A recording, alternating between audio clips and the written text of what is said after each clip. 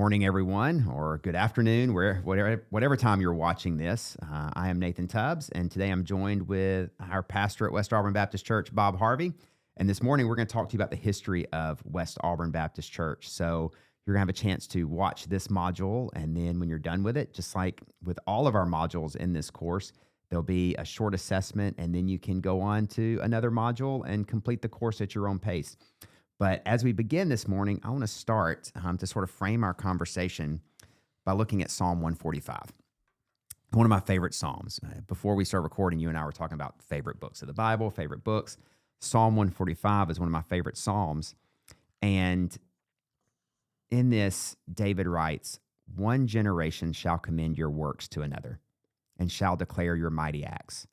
On the glorious splendor of your majesty and on your wondrous works I will meditate. They shall speak of the might of your awesome deeds, and I will declare your greatness. They shall pour forth the fame of your abundant goodness and shall sing aloud of your righteousness." You know, looking at that, I think there's this just this notion of the story of West Auburn is not a story of what we've done. It's not a story of what Pastor Bob Harvey has done. It's a story of what God has done ultimately. And us talking about the history of the church this morning gives you an opportunity to do exactly what Psalm 145 says, which is speak of his awesome deeds, declare his greatness, commend his works from one generation to another. So with that being said, the floor is now yours. I sort of just want to begin by asking how did you end up in Auburn, Alabama? Because, you know, people here at West Auburn know you're from Missouri. What got you from Missouri to Alabama? This is an exciting time that you're asking me this, and I'm on somewhat of the back end of my ministry, I would think. I've been here 45 years, and I would say that's probably over halftime. I'm probably on the backside of it. Mm-hmm. And so this might be a good opportunity, not only for me to talk to you about it, but to put it in writing so the next generation would be able to see it. If I had gotten a call to come to Auburn to be a pastor, I would have turned it down because that was not my calling at the time, not my preparation, nor my heartbeat. Right before I graduated from seminary, Terry said, my wife said, "I'm sure glad you're not going to be a pastor because I wouldn't want to be a pastor's wife." And Yeah. you're doing what I'm sure God did about that time. Yeah. But the call to come to Auburn was not for the pastorate, but it was to do student work. Mm-hmm. And I evolved into the pastorate from that. We graduated from Central Missouri State University, and 6 weeks after I got married shortly after I graduated. We loaded up the U-Haul and hooked up the car and moved 800 miles to New Orleans. Okay. Stayed there for 3 years doing graduate work, and when it was time to leave, I'd planned on being a Bible teacher. And I sent resumes all over the place. Was all ready to go to St. Louis. It was a done deal. Someone was at the airport in St. Louis to pick me up, or supposed to be, and at the last moment it fell through. We were heartbroken. Then that summer I was told I was going to Houston to be interviewed at Houston Baptist University. We kind of got excited about that, but we didn't know Texas is a pretty big place and far from home, and we weren't sure that we wanted to live in the city there. Houston never called. That fall, I got a letter from a place called Auburn, Alabama. Now, what year is this? 1980. 1980, It was okay. in August of 1980. And honestly, I'd never been in the Southeast, had never heard of Auburn, Alabama. I'd heard of a football factory down here, but didn't know there was a town that went along with it. Yeah. So we interviewed with the folks in Auburn, Alabama, and they were looking for someone to be a student pastor of a student branch. It was as if you took a church, they call it a satellite church. And if you picked it up and moved it 3 miles down the road to where the student housing was and said, have your own little branch right here. And that was ideal. Discipleship was what was really what excited me. And they were looking for someone, when I talked about my experience and my passion in that, that was the connection that brought us here. Okay. So, seminary student, relatively newly married. You know, you've been married a few years while you're in seminary, trying to figure out where your place is in this big, wide world of ministry. Missouri boy, so thinking maybe the Midwest is, you know, where you're going to land full time. You know, you said Texas is might not be the place. You know, big state, big city. And then Auburn calls. Loveliest village on the plains. And at that time, 1980, it was still a village. It was still a very small town. It wasn't like what we see today, you know. Auburn's really doubled. I think even since I've left Auburn and come back, the population has doubled. The student population has increased. So you get this small town calling. They want you to do a branch of student ministry. So you're going to be and correct me if I'm wrong, but looking at the trailer parks specifically, that student housing in the trailer park area, that's going to be sort of that Wire Road base is where you're going to be. Pretty much correct. Okay. And so you get here, 1980, you arrive in September. I interviewed in September and arrived in October. So October of 1980, you hit the ground running, but this is student ministry. Where does West Auburn come from this? All right. The whole picture would back up to about 1972. Someone in one of the downtown churches had this vision, and they said, let's start a ministry in the west part of Auburn, primarily focused toward the graduate students at the veterinary college. Mm-hmm. So they bought a trailer in Gentilly Trailer Park. For the next 2 years, they would have Bible study, we call it Sunday school, in the trailer. And then after the Sunday school, pack up and go downtown to the church, to the parent church. They did that for 2 years. And in 1974, they started not only having the Sunday morning Bible study in the trailer, but they stayed there for the worship. And you can imagine how quickly they outgrew the trailer. In 1975, they bought a 4 1/3 acre of land from Ridgewood Village there on Webster Road, where we are currently located. And they built the building that we currently have. The first pastor was there from 75 to 77. The next one from 77 to 80. And then I came in 1980. It was called Village Chapel. Okay. Had it was just primarily students. The oldest person in the congregation was a 26-year-old chaperone. Okay. And so it was a student ministry. The uniqueness of that brought the people who were there. The uniqueness of that brought me there. Mm-hmm. But the uniqueness of that was a limiting factor that caused us to make a change. I pastored that group, if you want to call it that. It was discipling, teaching, preaching. I was kind of on my own, but still a part of the parent church. Mm-hmm. We did that for 6 years, and we would see a number of people outgrow our ministry. Mm-hmm. Some of them would come and say, I'm away from family all week. I go to the student ministry at the college on midweek night, and I need to be around families. Others would, maybe single students would get married and then say, we need to go to a church where there are families. A real church. They would use that word sometimes. Yeah. And after a while, it got to hitting me that it hit me that we're doing this thing we call trying to equip Christians to live the Christian life by isolating them from the very thing that ought to equip them. Mm. So in January of 1986, we began praying about where the ministry would go. Mm-hmm. And come October, we spent 10 months fervently praying this because we didn't know what we were going to do with it, where it would go. In October, we requested mission status to become a larger vision. Mm-hmm. The sign out front said a student branch of. So if you're driving by, you say, well, that's a college ministry, because that's what it was. Mm-hmm. So in October 1986, we decided we were led to become a church, and we chartered West Auburn Baptist in December of 1986. Okay. So now I know you and I've talked about this a little bit, but tell me how the relationship went with that parent church in that moment. They had a different vision. Okay. And so they didn't agree with that, but they said, if that's what you want to do, just move somewhere and do it. Mm-hmm. So we went about a half a mile down the road, and there was a church the building was there. We never saw much activity. And I called the pastor of that church and said, I was going to ask him if we could use their facilities, say on a Sunday afternoon, until we found a place to build the church. And as far as I got in the conversation, I said, my name is Bob Harvey. And he said, I know who you are and what's going on, and we're about ready to close down. Would you like our facilities? Wow. So we moved in, and for the next 2 years, we were down Wire Road, just across from Conway Acres. Okay. 2 years later, the building that we'd been in for the first 6 years um, went up for sale. They decided not to have a student ministry there. So we purchased that. We were out of that building for 2 years. So I've been in ministry at Auburn 45 years, and 43 of them in that building we're now. Wow. So you arrive, several years of college ministry.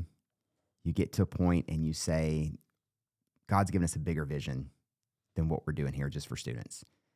And the church you're partnered with says, that's great, but that's not our vision. Go forth. And you go forth for 2 years on your own, only to see them say, well, we don't need this building anymore. And now you're back in it. You're able to purchase the building, move back in. And so, like you said, 45 years in Auburn, 43 of them have been in that same location there on Wire Road. And I look at that and I just say that is, once again, that it's telling the awesome works of God, because there was no reason in terms of man speaking or man's plans why you should have been able to get back in that original place that you were basically removed from, because you had a different vision. So you're asked to go, but then you get to come back. And I just think that's such a testimony to what God really wanted, where he wanted you to be and wanted this church to be. And so we're talking same building we worship in now. Been there, you said 43 years you've been in that building. Is there anything else in the history of the church that you think stands out as a monumental moment or something that was sort of pivotal in your own ministry here that you would want, future members or new members to know as a part of your story, as a part of our story of the church? Well, a couple of things. One, I'm going to back up to my personal coming to Auburn, and two, moving back into that building. When we were waiting to go to Houston and then they never called, we were a little confused because two different administrators at the seminary told me that they were in touch with Houston and Houston was going to call. Mm-hmm. Sometimes we kind of put our human aspects together, and there's a human element dynamic of this thing, but God is working over all of it. When I came to Auburn, I asked the people at the village chapel where the pastor before me went, and they said he went to Houston Baptist University. Oh, wow. I had not known that. And Ken looked in his files. I've met him since then, and he said, I found your resume there. And so that was the interaction between Houston, New Orleans, and Auburn that had kind of no connection and brought me here. Wow. So that was kind of So the guy you replaced took the job that you initially wanted. Isn't that interesting? Wow. Yeah. Okay. So then you said there's also a story about coming back into the building. We were in the place across from Conway for a couple of years, and I knew it was going to be temporary. And I was looking all around at a place to buy property. In fact, down the Cox Road that you see all this development, I talked to all these landowners down there. And one Sunday morning, some elderly gentlemen came to our church and said they wanted to meet me after church. And we went into the office, and one of them said, we want you back in that building that you left, the one we're currently in. And one gentleman said, I have $70,000 I can give if you can come up with the rest of it. Wow. You take those offers seriously. Mm-hmm. So I got in touch with the Home Mission Board and met with the president in Atlanta, got in the state convention, and all these folks helped us. And through just a series of a few months, we moved back in and had the building paid for, something far more than we could have done, but God wanted us there. Yeah. And I would say, based on the status of where Auburn is today, that property is probably worth a little bit more than $70,000 at this point. I'm sure it is, yeah.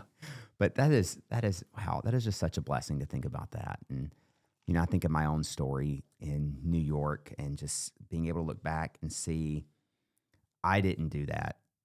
That had to be something that God did. Or my plan was to go this way, but we ended up over here because that's where God wanted us. I definitely see that in your story as well. Like I said earlier, you got this boy from Missouri who came to New Orleans and is looking everywhere. If I was to put a map up, everywhere sort of this way, not this way. And now you're here, and God has just embedded you in this community for 45 years. And, you were talking on Sunday about a student you met 40 years ago, and some of those relationships you've kept up. We've had some people come back and visit, in the short time that I've been around that were your students, 20, 15, 20, 30 years ago.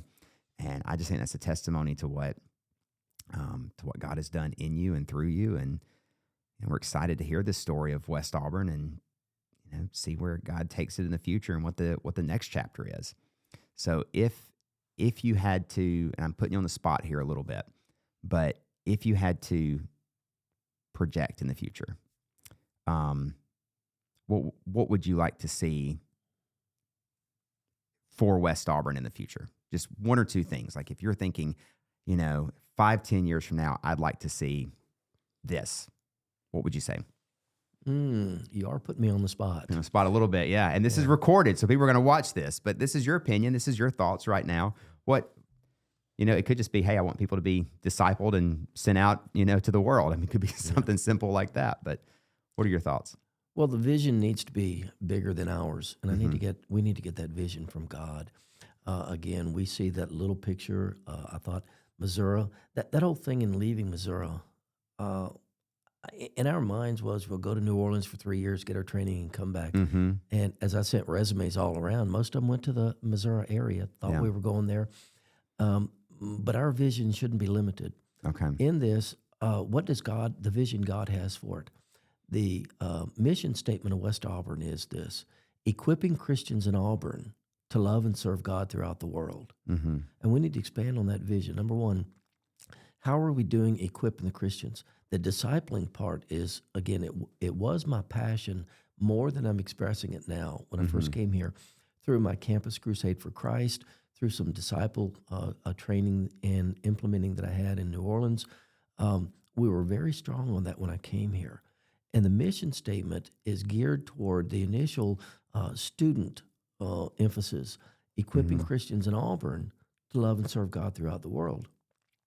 So many people come to Auburn to leave. They come here to get the degree and leave. Yeah. And so with that, we're fully aware of that. And so we think the short time that we have them, if we can invest our lives in theirs so that when they do leave, whether that is 2 years, 4 years, or 40 years down the road, that they leave more in love with God and more equipped to serve God than when they came. Yeah. Now, we need to take that seriously because we don't know if we're going to have 2 years or 4 years with them. Yeah. And so it's important that we invest our time wisely in them. You can either waste time, spend time, or invest your time. And I hope the time that we have with whether it's college students or folks like yourself, you don't know how long you're going to be in Auburn. Yeah. You think maybe you came back to settle here for a long time, for the rest of your life, and God may move you somewhere else. Yeah. So we can't just coast. We've got to continue to press and impress in ministry. So I'd like to see the vision implemented more, a stronger discipleship emphasis, Yeah. and then the mission emphasis. And I'll just make this personally. That's where I'm excited about what's happened since you've been a part of a friendship with me and with the church, is we need to expand our mission vision. Yeah. If we're equipping them here, I've had some experience there. I'm not having the same passion, and we need to stir that up. Yeah. But what do we do when we equip them? Yeah. We don't equip them so that we can sit back and all sit in the holy huddle and hug one another and have a good Sunday morning together. Yeah. I think I've heard you say it several times, and it stuck with me. Something to the effect of, Jesus didn't die to change our Sunday mornings. There's so much more to him. The salvation that we receive is literally life-changing, not just, I'm now going to get up on Sunday morning and go to church. There's there's a difference there. But I like what you said, getting back to those purpose statements, getting back to that mission statement, and really living in that, which I'm glad you said that, because one of the modules that we have in this training course goes over those mission statements, those purpose statements that are currently on the wall outside of the room in which we worship. And we're going to spend time talking through each of those and asking the question of, how does what we do on a daily basis as a church fit into that? And are we fitting into that? So I think that's a great vision for the future, is just, it's like Vince Lombardi. This is a football. Let's get back to a sentence. This is not a football. This is clearly a water bottle here, but Lombardi walking in and saying, let's get back to basics and let's That's look at right. those fundamentals.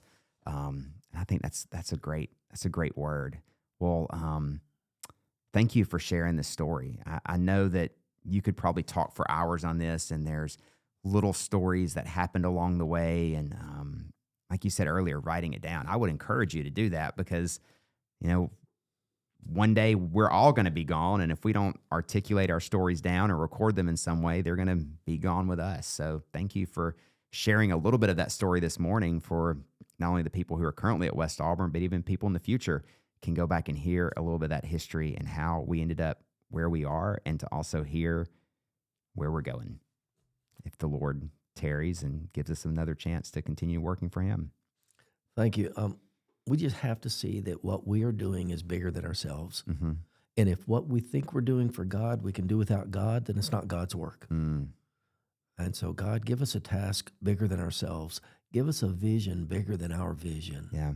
I think I was at a conference one time, and I don't want to misquote the person, but he was the long-term pastor of Briarwood Presbyterian in Birmingham. Barker, yeah. And we were at a conference. Brother Al had taken all the seminary guys up there, and we're sitting in this conference, and he said, have a vision for yourself or your church that's so big that if God is not in it, it will fail. Absolutely. That's good. And that's what I thought about Cornerstone. And now let's think about that for West Auburn. What is a vision that is so big that unless God works in it, we're not going to be able to achieve it. It's not going to be us. And then we get to come back years later and say, one generation shall commend your works to another, and we shall declare your mighty acts. And we'll hit whatever that vision is and then come back later and say that was God who did that. We got to participate in it. We got to do some of the hard work and, get our hands dirty and get sweaty while we're doing it. But the impetus was God. The driving force was the Holy Spirit working in us and through us. It's easy to coast. Mm-hmm. Jimmy Draper has written in one of his books, you never drift anywhere worth going. Wow. I like that. Never drift anywhere worth going. I had a student the other day in an interview say, if you're going to set sail, sail somewhere. Like don't just get in a boat and don't just get in a boat and float, but you got to have a vision there. Well, I think we've covered everything I wanted to talk about. So thank you for doing that. For those of you who are watching, as I said at the beginning of the video, there is a short assessment, and really it's just, were you paying attention? So, did you pay attention to some of the things we talked about? It's not graded, of course, but it just gives us a chance just to assess the fact that you completed the module and you're ready to go on to the next one. So you'll work your way through the modules. Any order you choose, you can go next to leadership or service or doctrine. And then when you're done, there's a link to the church covenant. There's a link to an interview form. We will get all that information. You schedule an interview, and that'll be the next step in this membership process. So thank you for watching. Thank you, Pastor Bob, for being here. And we'll see you in the next training module.